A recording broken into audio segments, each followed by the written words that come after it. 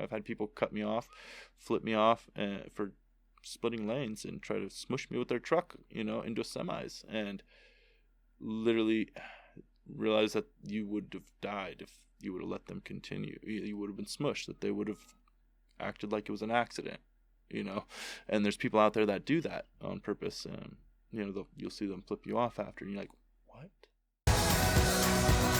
Keep a lot of distance from vehicles, and some people get upset when a bike goes shooting between vehicles, but I think it's a lot of times that happens, because they're sitting there trying to show off in traffic. But myself, when I do that, it's to get away from the cars as fast as I can so that I'm not around big cages with people inside steering them while texting on their phone. Death traps. Yeah, so I initially go up to my stoplights, roll between the cars, and try to get in front and get out in front of that, little group of traffic, so I'm in less danger. How do you feel about lane splitting? Like I said, it's a way to get away from your cars. It's an initial reaction to bikers over time, because we stagger when we're riding anyways. You don't ride directly behind another rider. What happens if he locks up his brake? You're going to hit his rear tire. When two tires touch, oh man, it's real funny when they're both moving one direction. The one behind it goes ejecting in the air when the rubber and rubber touch each other a lot faster than you think they would.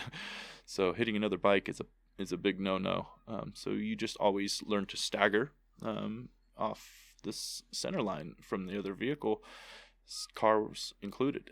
When I'm following a car, I'm generally ready at any moment to snap up to in between that car and any other vehicle that might be next to it or something, because you never know when you might need to lane split. Sometimes I'm rolling in traffic and a car can slow down quite a bit faster than even a Rebel Race sport bike, because of the amount of rubber that is on the ground and the fact it has 4 of those, and I've got 2 and they're round.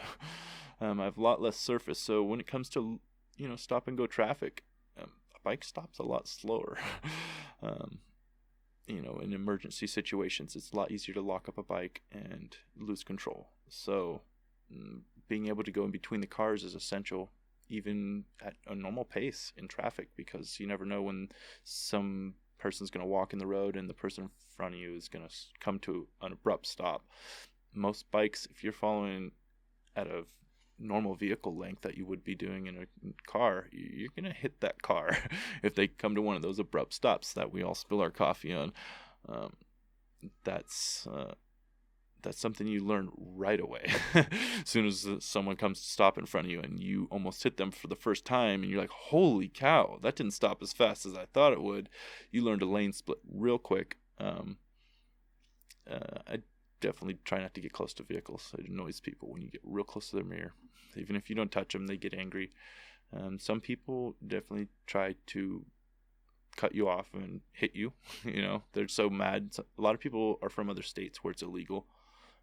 And they just come, or they're driving through here as tourists or travelers, and they assume it's illegal. So when they see a bike coming up in between the cars, they get this road rage and they try to cut you off, Which is a weird reaction. Very odd. It's just so odd to think that you should take the law into your own hands and, use a vehicle to try to assault someone.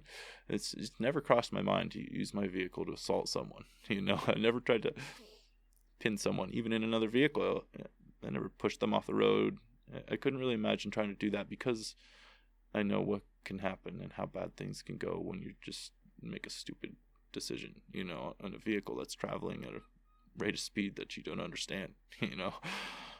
Things can go from 20 miles an hour to 0 and change your internals. You're having a bad couple weeks after that. So I definitely never play with traffic. I never encourage road rage. I've never broken a mirror, rode by and punched a mirror. I've had people cut me off, flip me off for splitting lanes and try to smush me with their truck, into semis, and literally realize that you would have died if you would have let them continue. You would have been smushed, that they would have acted like it was an accident, and there's people out there that do that on purpose. You'll see them flip you off after, and you're like, what? Well, how does someone just go to try to murder someone? because of something like That that. is This so initial great. reaction. And why? Yeah. Why? Just let him pass. What do you? Never understood it. You know, even in my car, when someone gets up on my butt, I mean, I drive fast, who we kidding? But when someone gets on my butt, it doesn't make me mad. I don't get this initial reaction of fuck you. I just simply say, oh, they're in a big rush. Let me pull off and let them by. Why wouldn't I, as a gentleman? You Problem know? solved. Yeah. Look, a win-win situation. I'm not annoyed by the guy's lights or the guy on my ass, and he got to go get his ticket or whatever he needed to do. You know, so myself on a bike, I go really fast in traffic, you know, and I try and keep away from people. Try to shoot out in front of any kind of problem situations and stay in the clear. Stay away from, you know, when someone flips me off and tries to cut me off with their truck, I don't hang back and try to say, what's your problem? Fuck you. You're I gone. jam out of there. Yeah. As soon as I'm around the front of him, I'm gone. And if people don't let you pass, you just take another route. Don't use road rage, especially on a motorcycle. It could go real bad. You get a better perspective of the road when you strip away that steel cage and you're on a bike. You almost become a better person in a way. Yeah. Like if everyone just what a rode gentleman. motorcycles, we wouldn't have any. Nobody would be dying. We wouldn't have any problems. Yeah. If Everybody would watch out for each other. You know, everyone accidentally cuts someone off at some point. You pull out, and this guy was going a little quick, and you still were moving, so you had to keep going into traffic. Otherwise, you would have had to oddly back up or something. So, you know, people get cut off. I cut people off on my motorcycle just the same. You know, you got to pull out, and there's a truck coming, you know, and he's got to hit his brakes. And I just feel so bad generally. I'm like, oh man, I feel terrible, you know, and I don't think that it's ever anyone's right to, you know, assume that, you know, they should have this superiority complex that, well, I was coming out and you need to stop anyways. It's still somewhat rude, in my opinion, when you accidentally cut someone off, even if it's not your fault. So I'm generally always just apologetic. Even if they're mad and flip me off and say fuck you, I'm still just like, I'm so sorry, you know. Just this general, like, I could have gone bad, I could have got hurt, you could have got hurt. I mean, even if it's just a small fender bender, it sucks, you know. A scratch on any vehicle sucks, especially when it's your baby. You know, hell, if I got an ugly old crappy Honda, I'm still my baby. So, you know, I try to be really respectful that way of everyone and the dangers that can happen.